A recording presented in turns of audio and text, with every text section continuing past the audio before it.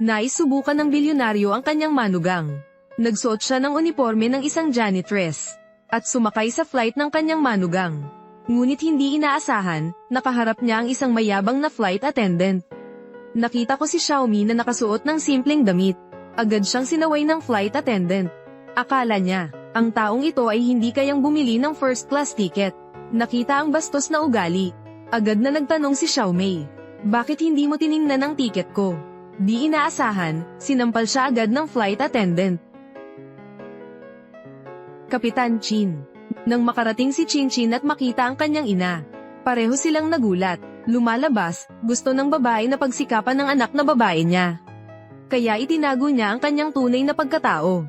Nakita ni Chin na tinawag ng babaeng ito ang kanyang ina.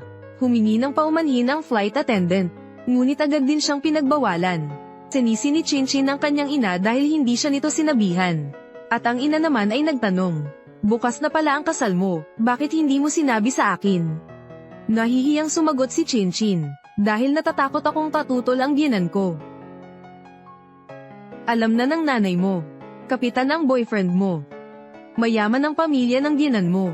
Hindi naman maganda ang kalagayan natin sa buhay. Nag-aalala ka para sa akin. Natatakot kang mabuli ako ng mga iyon.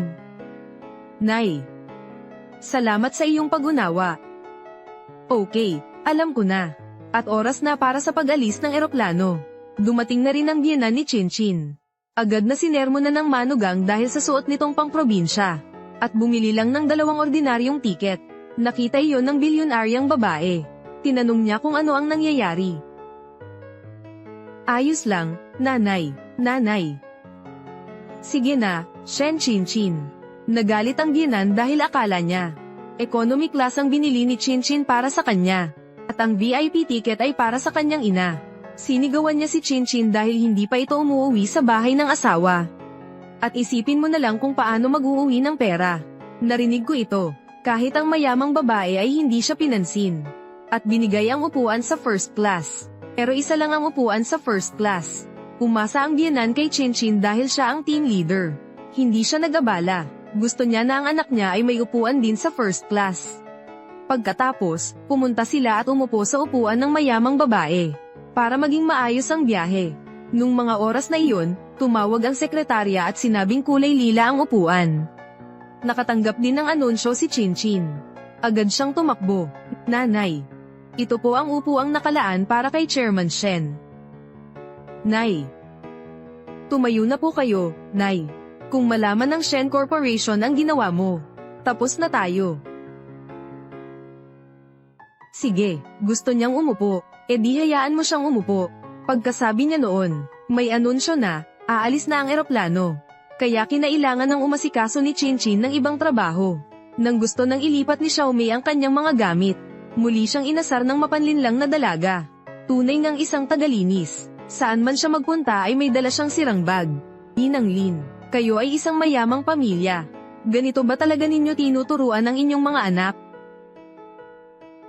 Lin Yu, ikaw ay anak ng isang mayamang pamilya. Bakit ka naman nakipagtalo sa isang tagalinis? Buksan mo na at tingnan mo. Tingnan mo kung ano ang nasa loob. Siguro puro basura lang yan. Nang buksan ni Lin Yu ang sako, mga lihim na dokumento ang nasa loob. Hindi niya namalayan ang kabigatan nito. Binuksan pa niya para tingnan. Lihim na dokumento ito ng Shen Corporation. Umaabot sa bilyon-bilyong halaga nito. Pati ang eroplano na sinasakyan natin ngayon, pag-aari rin nila.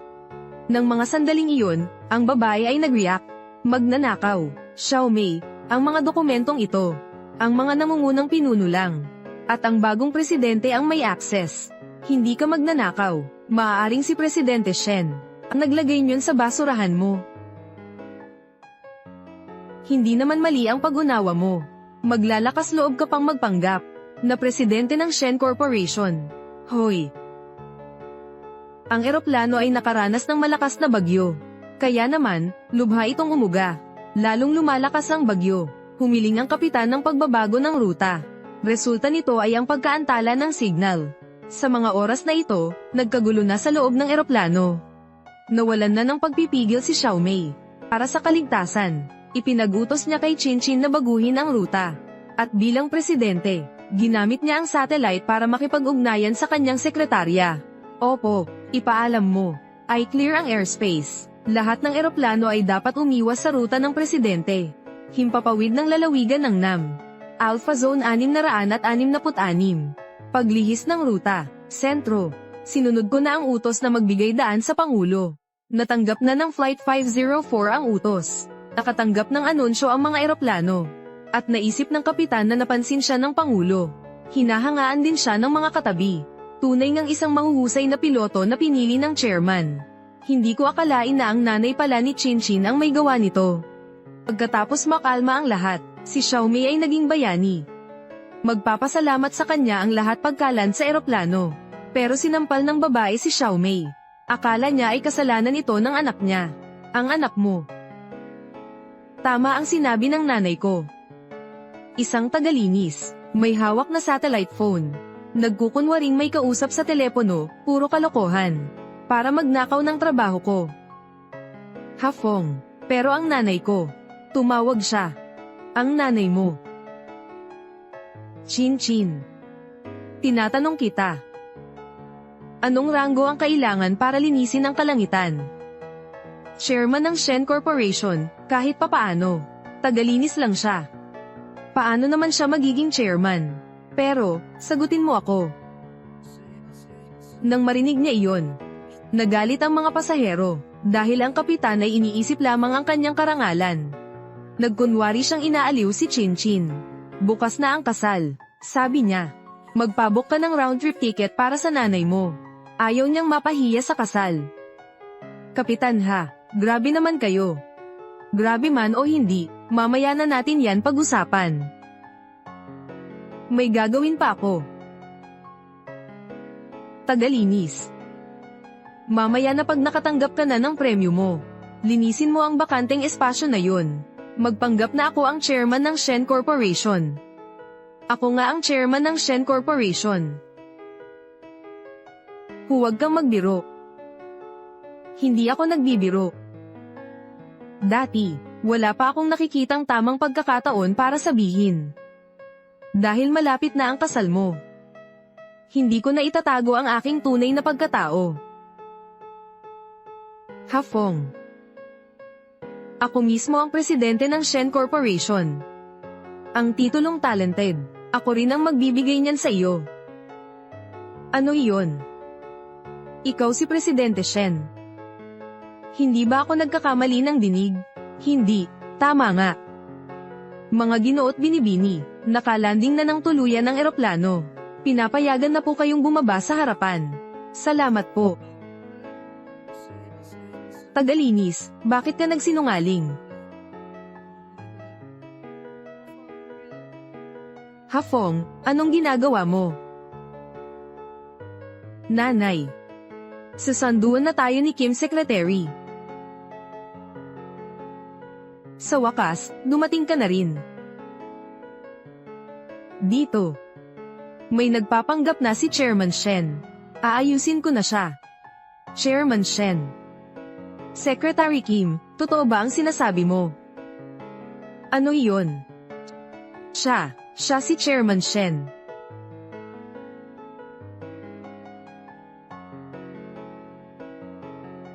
Hafong, anong ginagawa mo? Nanay. Dumating na si Kim, ang sekretarya. Sa wakas, dumating ka na rin. Siya. Nagpanggap siyang si Chairman Shen. Aayusin ko na siya. Chairman Shen.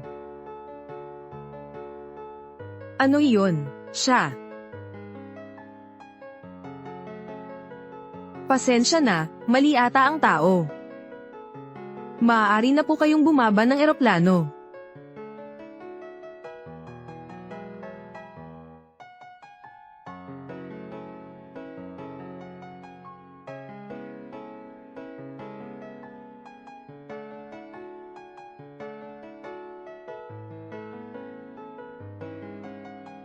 Chairman Shen, napagod po kayo. Janitor po ako ngayon. Salubungin ninyo ang anak ko. Susundin ko po. Binibini at Hafong, napapagod na kayo. Ayon sa kagustuhan ng chairman, naghanda na po ako ng sasakyan. Sumakay na po kayo. May sarili kayong sasakyan. Secretary Kim, sino mang makapag-asawa ng Binibini, ang swerte nila. Ah, oo nga pala, yung babae. Nagpapanggap siyang si Chairman Shen. Ito, bukas na ang kasal ng dalaga. At ni Captain Hafong. Huwag mong hayaang makasagabal ito. Pero nababagabag ka, napakabuti naman ni Kim Sekreterya. Bakit hindi mo siya pasalamatan? Salamat po, Kim Sekreterya. Wala pong anuman. Ah, Kim Sekreterya, dadalo si Chairman Shen sa kasal ng anak ko. Hindi ko alam, dumating na ba si Chairman Shen? Si Chairman Shen. Kaka-rating lang din niya. Saang hotel kaya si Chairman Shen? Gusto ko siyang dalawin. Ah, oo nga. Masyadong pribado si Chairman Shen. Ayaw niyang istorbohin. Bukas. Si Chairman Shen nga, dadalo siya sa seremonya. Nako, ang ganda naman noon. Chin Chin. Huwag mong hayaang ang nanay na tagalinis na yon. Dumalo siya sa kasal. Dahil natatakot ako na, magiging mahirap siyang presidente. Narinig mo na ba?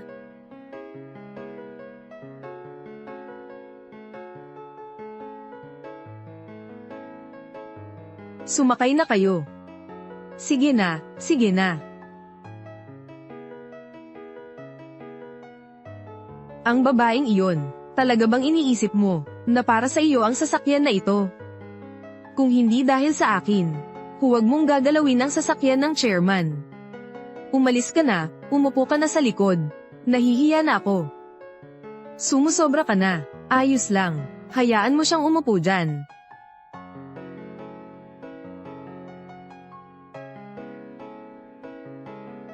Nanay. Pasensya na po. Ang ginan ko. Ayos lang ako, Nay. Sasama na lang po ako sa likod ng sasakyan ninyo. Huwag na po. Kayo na lang po ni Hafong ang mag-usap tungkol sa kasal. Kaya ko naman pong umupo sa baba. Chin Chin, sasama ka ba? Nandito na ako. Ginoo. Sobrang sama ng ugali ng pamilyang De. Ang kasal bukas, ituloy pa rin ba? Bakit mo naman natanong yan? Alam ko na ang lahat. Ang pamilyang De, ang tataas ng kanilang loob. Ganoon na lang kadali ang pagpapatawad mo sa kanila. Wala si Chin Chin ng ama simula pagkabata. Sa mga nakaraang taon, naging abala ako sa trabaho. Marami pa akong utang sa kanya, lalo na sa aspeto ng pagmamahal. Ngayon, mayroon na siyang taong nagmamahal sa kanya. Natutuwa ako para sa kanya. Basta maging mabuti lang sila sa anak ko. Tinatanggap ko ang sakripisyo. At ang pagiging presidente mo. Dati ayaw kong sabihin sa kanya, presidente ako ng kumpanya, dahil gusto kong maging independent siya. Basta ako'y tahimik na nasa likuran niya. Ang pagtulong sa kanya ay sapat na. Ngunit siya ay malaki na ngayon. Panahon na para sabihin ko sa kanya. Kalihim, handa na ba ang mga pangkasal? Handa na po. Lahat ay handa na.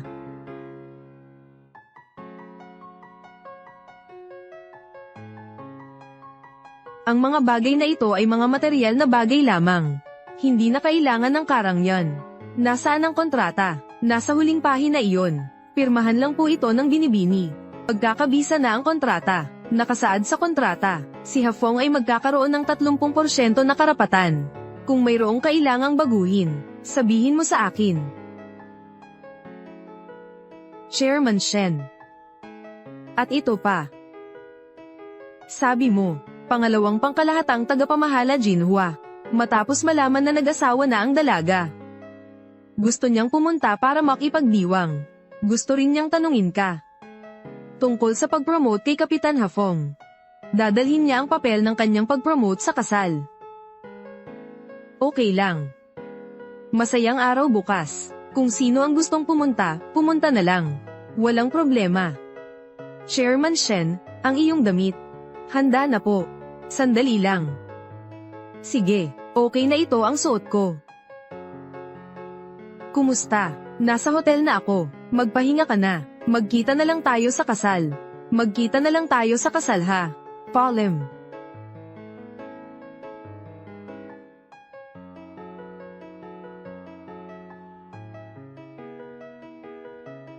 Maraming salamat po sa inyong pagdalo sa kasal ng anak ko. Nay, ang galing talaga ng kuya ko. Ginantimpalaan nga siyang best captain. Oo nga, Kapitan Hafong. Napaka-talented niya. Dumating na ang pamilya ng lalaking ikakasal. Bakit ang tagal naman ng pamilya ng babae? Chin Chin.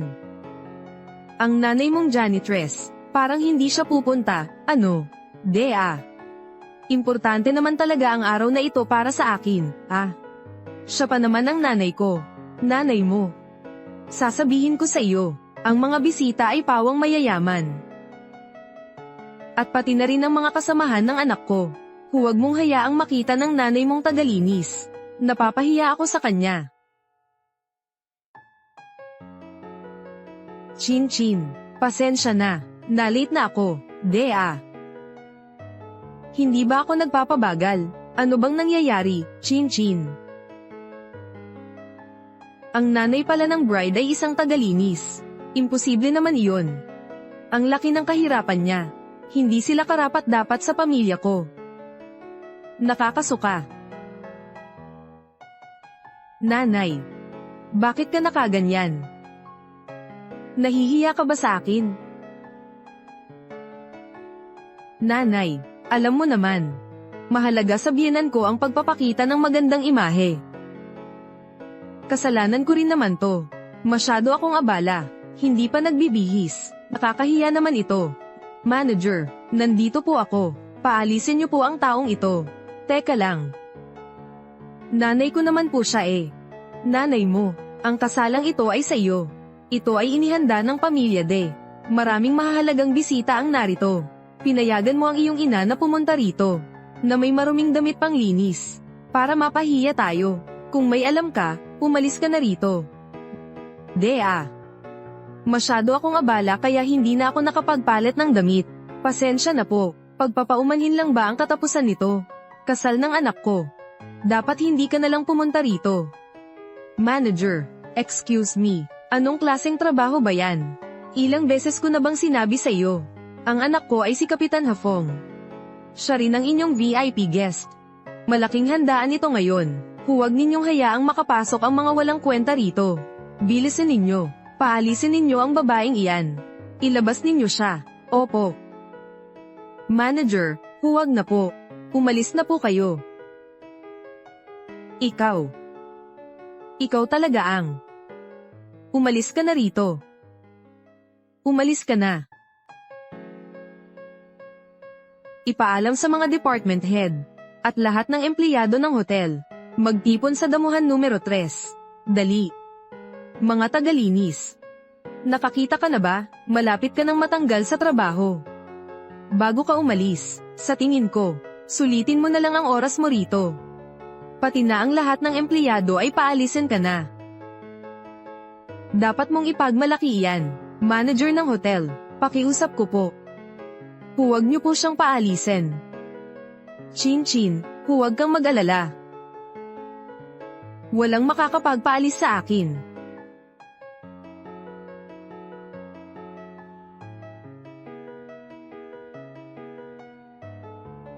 Isa, dalawa. Atensyon. Lahat, pakanan. Pagbati kay Chairman Shen sa Marriott Hotel. Pagbati kay Chairman Shen.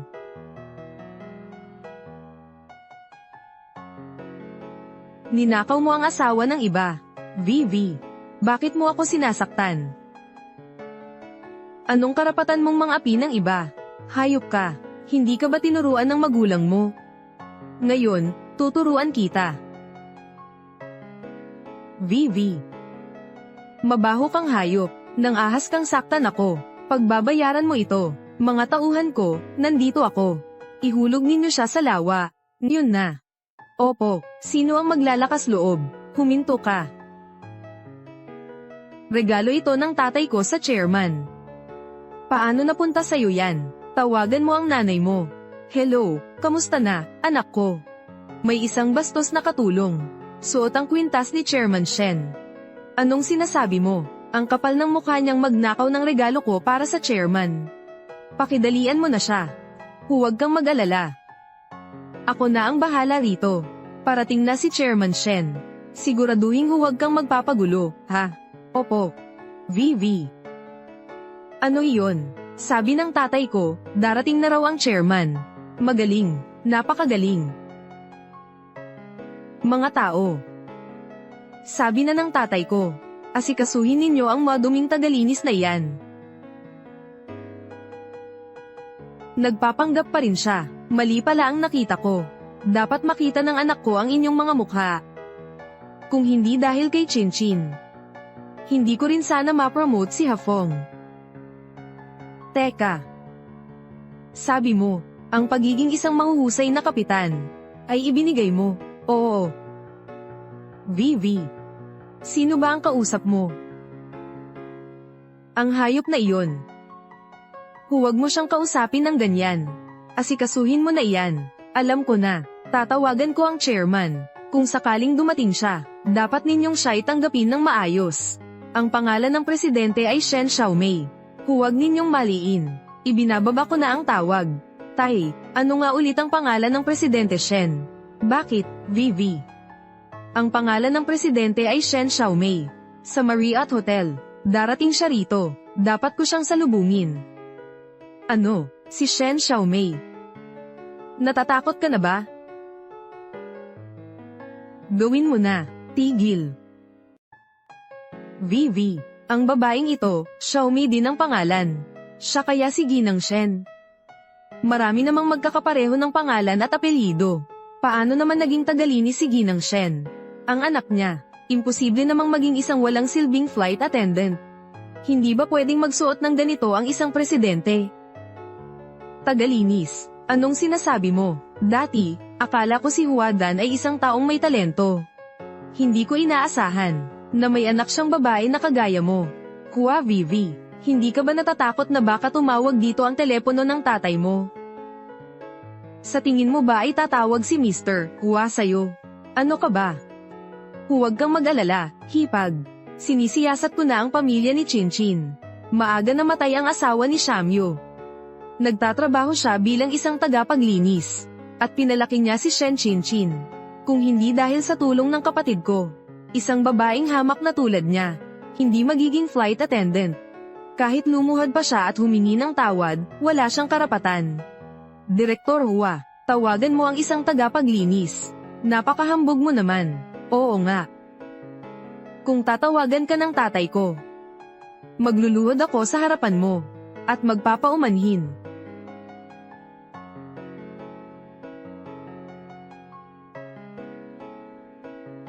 Hua Vivi, sabi mo kung tatawag sa akin ang tatay mo. Ano ang gagawin mo? Maglulod, para magmakaawa sa iyo. Sige. Hua Vivi, idilat mo ang mga mata mo at tingnan mo kung sino ito. Vivi. Kaninong numero ng telepono ito? Numero ng telepono ito ng tatay ko. Alo. Chairman, alam ko na po. Ang anak ninyong babae ay ikakasal na. Pinagbilinan ako ni Secretary Kim na dalhin ang appointment papers doon. Opo, nasa Marriott po ako. Naghanda na po kami ng regalo para kay Miss Shen. Isang espesyal na regalo sa kasal. Regalo sa kasal. Naghahanda na kayo ng isang sorpresa, di ba? Chairman Shen, ano po ang ibig ninyong sabihin? Kung gusto mong malaman, pumunta ka na rito ngayon. Hua Vivi, gusto mo bang makausap ang tatay mo? Hayop ka. Nagpapanggap ka pa rin ba? Kung hindi ito ang tawag ng tatay ko.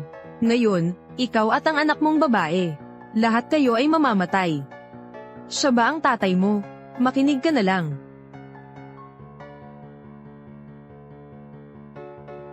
Opo. Anak po ako ng direktor na si Hua. Hua Vivi po. Kung si Mr. Hua nga po iyon. Lagot na si Vivi. Kung totoo man ito, ibig sabihin, ang tagalinis na ito ay Pangulo ng Shen Corporation. Hayop. Huwag mong isipin, nasusundin ko talaga yan. Binabaan na ni Hua Vivi ang telepono. Hindi ka ba sasagot ng tawag? Spam call. 100 kada araw. Sa tingin mo maniniwala ako? Ano ba ang gusto mo? Uulitin ko ulit. Ang isang janitor na katulad mo. Wala ngang halaga sa harapan ko. Alam mo ba yun? Isang salita lang ang sasabihin ko. Ikaw at ang anak mong babae ay mawawala. Kanina, inawi mo ako. Tandaan mo yan. Aba, sumasagot ka pa. Masyado pala akong nagpagan ng kamay kanina. Pagsisisihan mo ang araw na ito.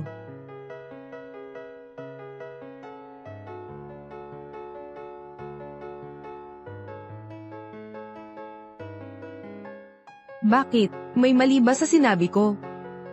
Ikaw ang nagutos kay Vivi na salubungin si Chairman Shen. Nakarating na nga si Vivi. At nakita na ang chairman.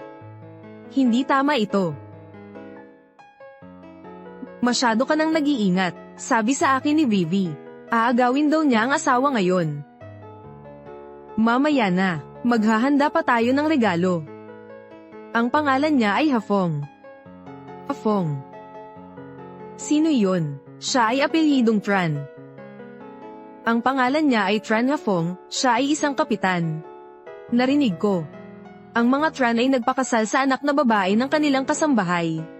Ang gagoong Hafong na ito ay palihim na may ibang babae. Asikasuhin ninyo ito. Hindi maganda ito. May malaking problema na. Mahal, anong nangyari sa iyo? Hayop ka. Dali, bilisan mo. Pumunta ka na sa hotel.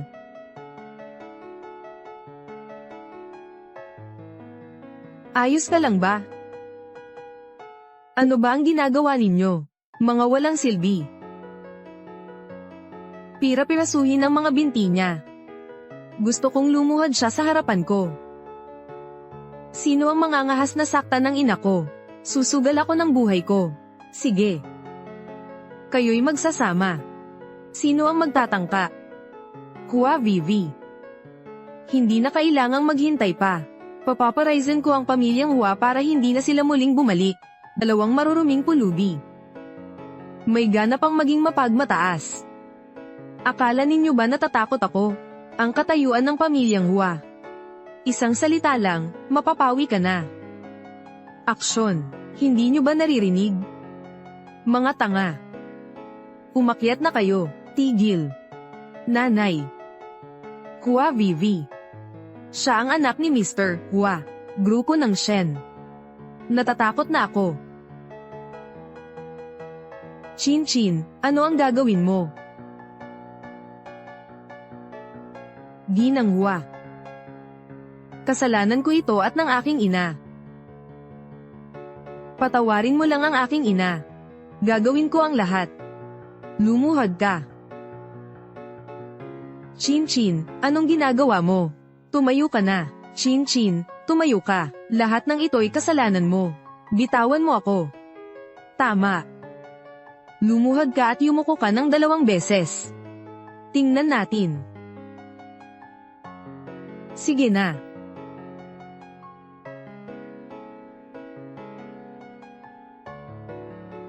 Chin-chin, huwag kang yumuko.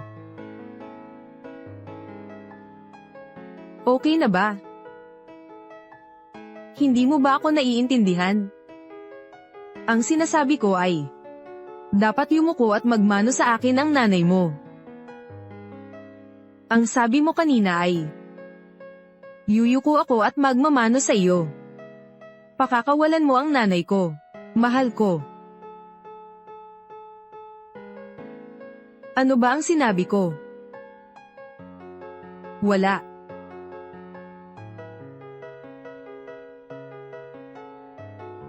Shen Chinchin.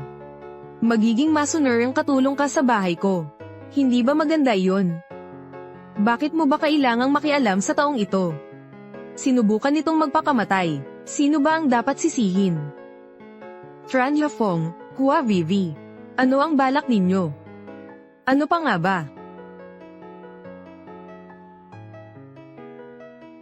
Siyempre, laro na to. Ikaw at ang nanay mo.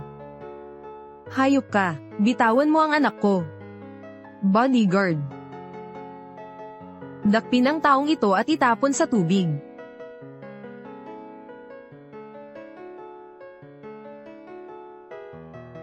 Hua Vivi. Kahit dumating pa si Huadan, hindi ka na niya mapaglalaban. Kawawa naman. Nawala na ang anak mo. At naglakas loob ka pang pagbantaan ako rito. Hayop ka. Bitawan mo ako. Chin Chin.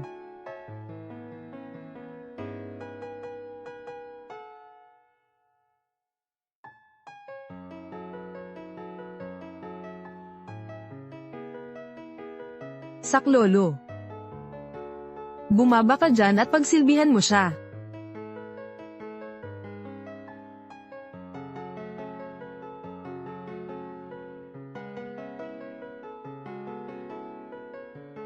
Mabaho kang hayop. Vivi, gusto mo bang mamatay? Chin Chin. Mayroon bang tao? Tulungan ninyo ako. Tulungan ninyo ako. Bumaba na kayo roon at samahan ninyo siya.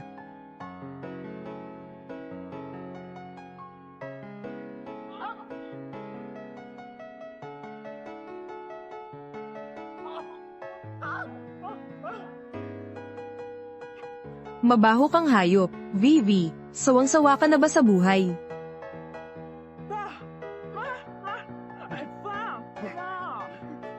Ano ba ang ginawa mo? Gusto ng anak ng katulong na pakasalan si Hafong. Binugbog pa nila ako. Pero, binigyan ko sila ng leksyon. Chairman, patawad po, na late po ako. Kayo po ba ang mga magulang ni Vivi? Isang tingin lang. Siya po ang sikat na direktor Hua. Direktor. Nakita noon pa. Sa mga anunsyo at balita. Hindi ko akalain, ngayon. Nakita mismo. Isang karangalan po ito para sa akin. Ginoo Hua. Siya po ang anak ko. Asawa ni Hua Vivi. Si Hafong ang ikakasal ngayon. Opo, tama po, mama at papa. Ako po ang asawa ni Vivi.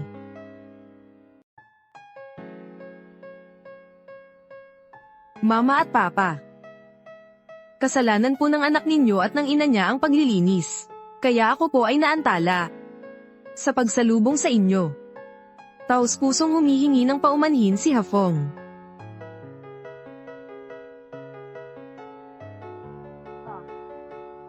Nagdadalang tao ako kay Hafong. Matagal mo nang gustong magkaroon ng apo, di ba? Pumayag si Hafong na ang bata ay magdadala ng apelyidong Hua. Sa ganoon, magkakaroon ka na ng magmamana. Tama po, Ginoo Hua, bagaman. Malapit nang ikasal ang anak ko at si Chin Chin. Pero bago iyon, hindi pa nga sila nagkakahawak ng kamay. Tama, itataboy ko agad ang mag-ina na yan. At itatapon sa labas, para hindi makapanakit sa mata ni na Lolo at Lola Hua. Huadan, paano mo ba pinalaki ang mga anak mo? Chairman Shen. Bata pa po si Vivi, hindi pa po niya alam ang mga bagay-bagay. Huwag na po ninyong intindihin yun. Mga walang kwentang tanga. Huadan, Maan. Naawa ako sa inyo. Kaya ko kayo pinapasok sa kumpanyang Shen. Ganito pala ang gagawin ninyo sa akin.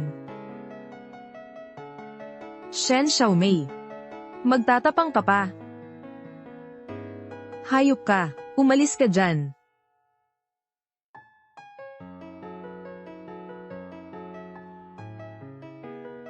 Tatay. Anong ginagawa mo? Tumayo ka nga dyan, hayop ka.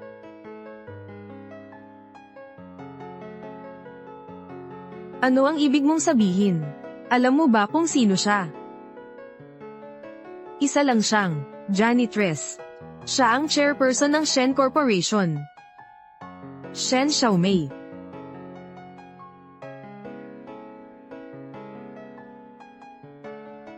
Hayop ka talaga. Para sa isang lalaki. Naglakas loob kang labanan si Chairman Shen. Dapat kang mamatay ng paulit-ulit. Chairman Shen. Tatanungin kita. Sa Hotel Marriott na ito, may 2 kasal na magaganap ng sabay. Kung hindi siya ang presidente, sino pa? Tapos na. Nakikipagtulungan ka kay Tran Hafong. Pagsisinungaling laban sa presidente.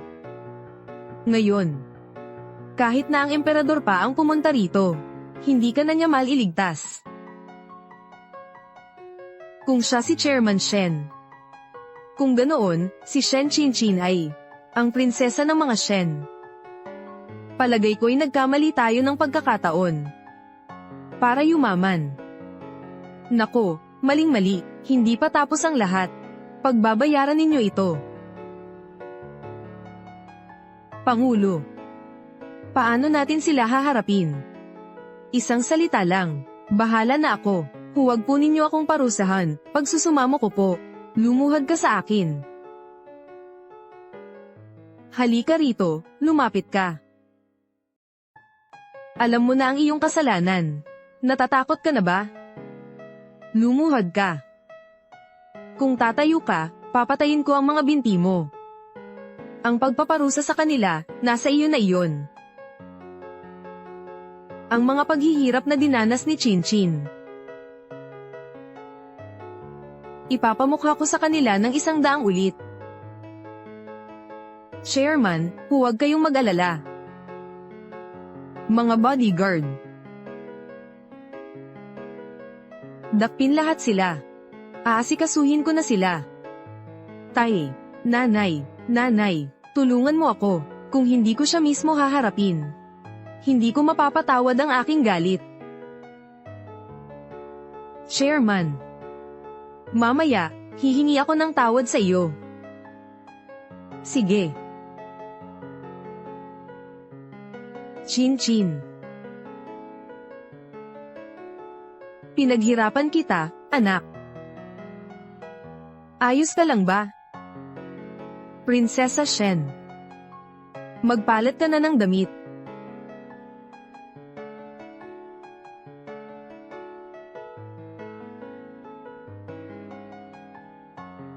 Nako, Xiaomei, bakit hindi mo sinabi sa akin na ikakasal na ang anak mo? Ang dahilan ay dahil sa sobrang layo ng distansya. Natatakot ako na mahirapan kayong pumunta. Ano naman ang mahirap doon? Magkakasama naman tayo sa trabaho. Basta sabihin mo lang, kahit pa sumakay pa kami ng tren, pupunta talaga kami. Tama, nasaan na kaya ang mga ikakasal? Hindi pa ba nagsisimula ang kasal? May nangyaring hindi inaasahan. Nasira ang kasal. Hindi namin inaasahang pupunta kayo. Kaya hindi na namin kayo naabisuhan. Ano ba ang dahilan ng pagkansela ng kasal? Mahaba ang kwento. Sa madaling salita, si Qianqin. Soltera na siya. Ang nakaraan, ayoko nang balikan pa. Xiaomei. Naiintindihan ko naman. Siguradong galing sa panig ng lalaking ikakasal. Huwag kang mag-alala, magkatrabaho naman tayo. Ipakikilala ko kay Qianqin ang mas mabuting tao. Si Wang Lu, mayroon pa kayong isang anak na lalaki. Narinig ko na doktor siya. At nagtatrabaho sa Shen Corporation, bilang konsultant sa pananaliksik ng produkto. Mayroon na siyang karelasyon, bakit hindi mo ipakilala si Qianqin sa kanya? Kung hindi mo pa naalala, nakalimutan ko na. Tatawagan ko siya. Tumawag ang manager.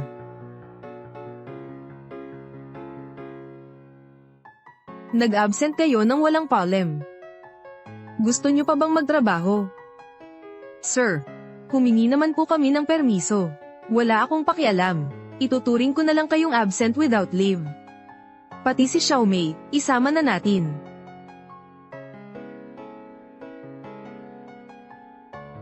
Shen Xiaomei. Ang inyong grupo, parang ang tapang ninyo naman. Nag-absent kayo ng walang palem. At nagdulot ito sa akin ng malaking pagkalugi. Alam ninyo ba yon? Sir, nang humingi po kami ng pahintulot na magbakasyon. Malinaw pong pumayag kayo. Nariyan pa po ang leave application ko, tingnan ninyo. Ano pa pong titingnan? Ang leave application na ito ay akin na pong karapatan. Sir, masyado na po kayong unfair. Anong kalokohan yan? Dahil sa basta-basta ninyong pag-alis, nawalan ako ng $5,000. Ibabalik ninyo sa akin yan. 3 araw lang naman po ang pahintulot naming pag-absent. Paano naman kayo mawawalan ng $5,000? Sir, masyado na kayong nagsisinungaling. Nagsisinungaling. Basta na lang umalis sa trabaho. Hindi ba't niloloko mo ako? Magaling magsalita, nang aapi ng iba. Xiaomei. Magtatapang ka. Huwag mong isipin na dahil flight attendant ang anak mo, ay wala akong magagawa. Sasabihin ko sa iyo, kung hindi dahil sa iyo. Hindi nila ako kakausapin ng ganyan. Inaapi mo ang mga empleyado. Pinapapirma mo sila ng di makatarungang kontrata. Kanina pa kita kinukonsinti. Hindi ko akalain, mag-uutos ka sa akin ng ganyan. Ngayon, kung hindi kita tuturuan ng leksyon, patuloy ninyo kaming bubulihan. Hayop ka, ang yabang-yabang mo naman. Alam mo ba kung sino ako? Sino ka ba? Isang maliit na kumpanya lang. 1,000,000 lang ang rehistradong kapital. Ang perang yan, ang pagtatrabaho mo sa buong buhay mo ay hindi sapat. Shen Xiaomei. Sumama ka na lang sa pag-iwas sa trabaho. Huwag mo nang inisin pa siya. Kung noon pa, bahala na rin ako. Pero ngayon, sobrang galit na ako. Nasa bingit na siya ng kapahamakan. Dapat siyang parusahan. Narinig ko ang sinabi mo. May paraan ka para makitungo sa akin. Makitungo sa iyo. Madali lang iyon. Hayop ka, dahil lang sa pagpunta sa isang kasal. Akala mo ba nakapasok ka na sa mataas na lipunan? Hindi ko naman sinabi na mayaman ako. Hindi ako mang-aapi ng empleyado. May mga empleyado ka rin ba? Sila kaya yon? Mga empleyado po kami ni Xiaomei. Basta pumayag siya, handa akong ibuhos ang lahat ng aking kayamanan para kay Xiaomei. Magtatayo tayo ng kumpanya ng paglilinis. Anong sabi ninyo? Siya lang ang magsasalita. Handa kaming isugal ang lahat ng aming ari-arian. Para kay Xiaomei, magtatayo tayo ng kumpanya ng paglilinis. Mga taong madumi, saan naman kayo kukuha ng puhunan? Akala ninyo ba'y ganoon lang kadali ang magtayo ng kumpanya? Alam mo ba kung magkano? Nitong mga nakaraang taon, hindi ako nakaipon ng masyado. Pero, marami rin naman akong natatanggap sa anak ko. Sapat na para matulungan si Xiaomei. At malaki rin naman ang halaga ng bahay ko. Para kay Xiaomei, handa na akong ibenta ang bahay. Para matulungan siyang makapagtayo ng kumpanya ng paglilinis. Basta kayang pangunahan ni Xiaomei ang mga tao para yumaman. Mawawalan na siya ng trabaho. Saan naman siya kukuha ng lakas para pangunahan kayo? Mag-ingat kayo, ang pera ninyo, maaaring makuha niya lahat, basta, naniniwala kami sa kanya. Kahit na may butas, hindi rin kami magsisisi, mas mabuti na rin to kaysa magtrabaho para sa taong katulad mo. Sige, maayos ang ginawa ninyo. Pinagkaaitan ninyo ako ng $5,000. Bayaran ninyo, isauli ninyo sa akin, kung hindi. Sisampahan ko kayo ng kaso. Walang konsensyang amo, ang kapal ng mukha mo. Tinutulungan ninyo naman si Xiaomei, para siya ang magbayad para sa inyo. $5,000, hindi namin makuha.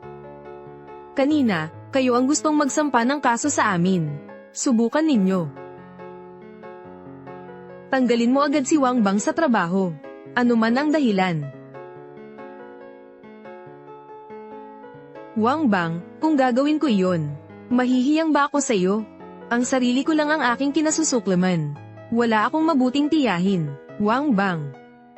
Ulitin mo nga, kinasusuklaman ko lang ang sarili ko. Wala akong mabuting tiyahin. Ikaw ay isang anak na walang utang na loob. Nung mga panahong iyon, kung wala ako, namatay na sa gutom ang mga magulang mo noon pa. At ikaw naman, hindi sana nakarating sa mundong ito. Tia Lin, sa paglipas ng mga taon, sapat na ang ibinayad ko. Ano ba ang nagawa mong pagbabayad sa akin? Wala kang anak. Tinuring kita ang tunay kong ina. Araw-araw, pinaglilingkuran kita. Ang sahod ko, ibinibigay ko rin lahat sa iyo. Para lamang ito sa pagbabayad ng utang na loob ko sa iyo. Hindi pa rin ba ito sapat? Ako ang nagligtas ng buhay mo. Susukitin mo naman ng pera. Tama ka, tunay ngang iniligtas mo ang buhay ko. At hindi nga mabilang ng pera. Kaya sa loob ng maraming taon, lagi kitang pinasasalamatan, at hindi ko kailanman sinuway ang iyong mga utos. Pero ang kasal ko, hindi ko ba kayang magdesisyon para sa sarili ko? Lahat ng bagay kaya mong gawin. Ito lang ang hindi pwede. Tita Lin, pipilitin mo ba talaga ako? Wang Bing, hindi naman siya ang pumipilit sa'yo. Pinagagalit mo ang nanay-nanay mo. Zhao Zu, tumahimik ka.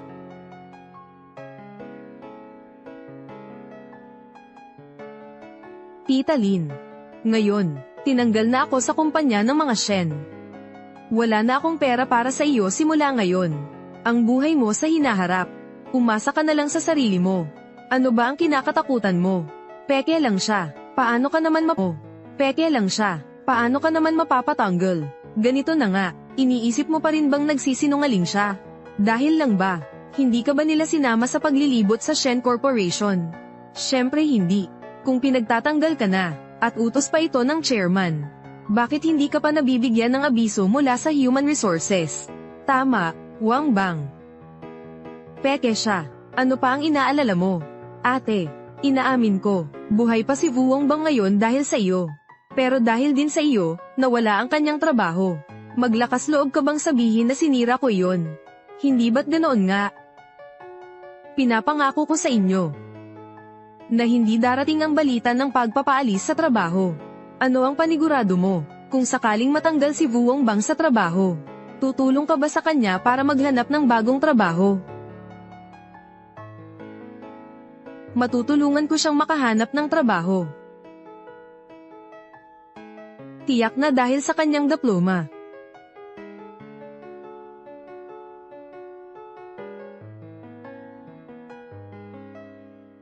Alam ko na. Bukas, pupunta ako sa kumpanya para magayos ng mga gamit ko. Salamat sa iyo. Narinig ninyo ba? Pinagtatanggal na ako sa kumpanya. Ano? Talagang natanggal na ako. Siguradong nagkataon lang yun. Wang Bang, nagkamali ka sa kumpanya, kaya kanila tinanggal, di ba? Ang pinakamalaking pagkakamali ko ay ang pakikipagkilala sa inyo.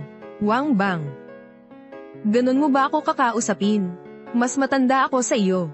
Ako ang nagligtas ng buhay mo. Sige, ikaw ang nagligtas ng buhay ko. Ang buhay ko'y nasa kamay mo na. Dahil tinanggal ka na ng kumpanyang Shen. Kung gayon, huwag na tayong mag-usap pa. Chu Tuyet. Ano ang sinasabi mo? Ina, ginawa ko iyon dahil sa posisyon niya. Kaya ko siya niligawan. Nawalan na siya ng trabaho. Ano pa ang habol ko sa kanya?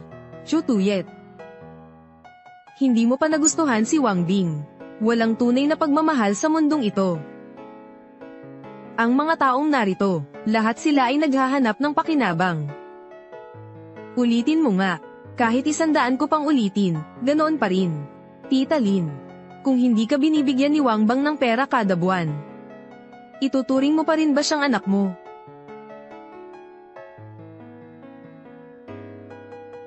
Hindi ko akalain na ganyan ka pala. Ganito ba ako? Wala naman akong ginagawang masama, lahat naman ay nagsusumikap na umunlad. Bakit ko naman pakakasalan ng isang walang trabaho? Kung alam ko lang na ganyan ka pala ka walang utang na loob. Hindi ako makikipagtalo sa pamilya ko. Para sa'yo, hindi ko gagawin yun. Nako, inay, hindi naman ako walang utang na loob. Praktikal lang talaga ako. Umalis ka na. Akala mo ba gusto kong manatili? Teka. Ano ba ang pagmamadali? May sasabihin pa ako. Ano iyon? Wala kang pakialam. Meron nga. Sige, gusto kong marinig. Ang tipo mong tao. Madami na akong nakilala. Gaaman sa kapakinabangan at sakim sa pera. Tapos hindi pa tapat. Ano ba ang pinag-uusapan natin? Bakit mo ako sinasali? Kung hindi kita binanggit, paano mo malalaman na hindi kita tinutukoy? Kahit medyo konserbatibo si Lin Fuong. Mabait naman siyang tao.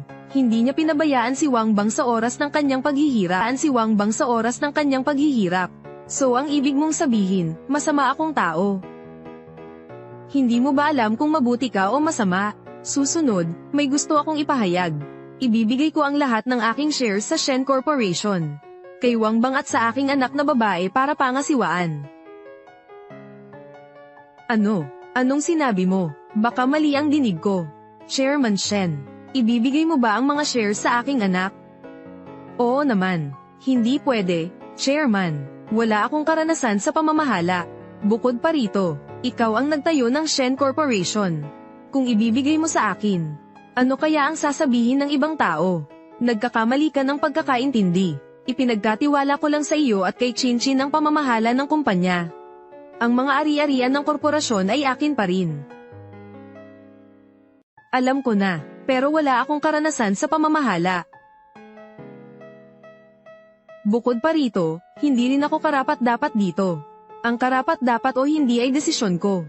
Sa tingin ko'y ikaw ang angkop na tao. Chairman Shen, ako. Kung tatanggi ka pa, bawiin ko na ang sinabi ko.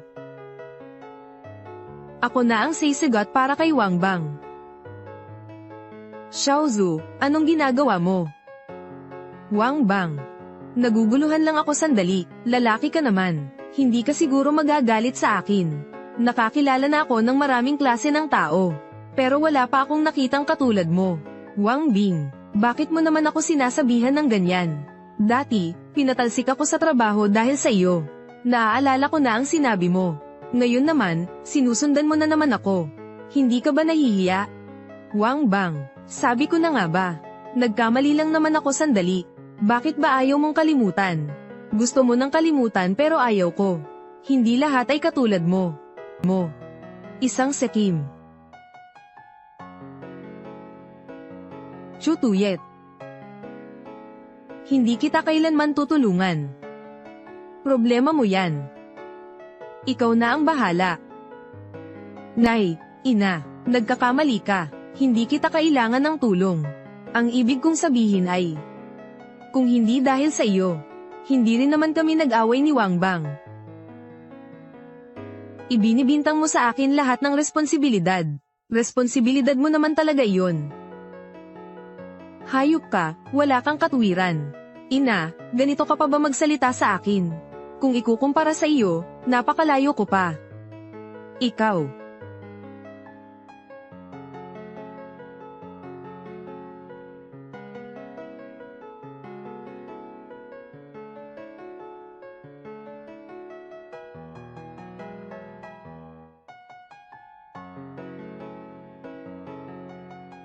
Wang Bang, talagang nagkamali ako. Ang babaeng ito, paano mo balak harapin ito? Ikaw na ang bahala.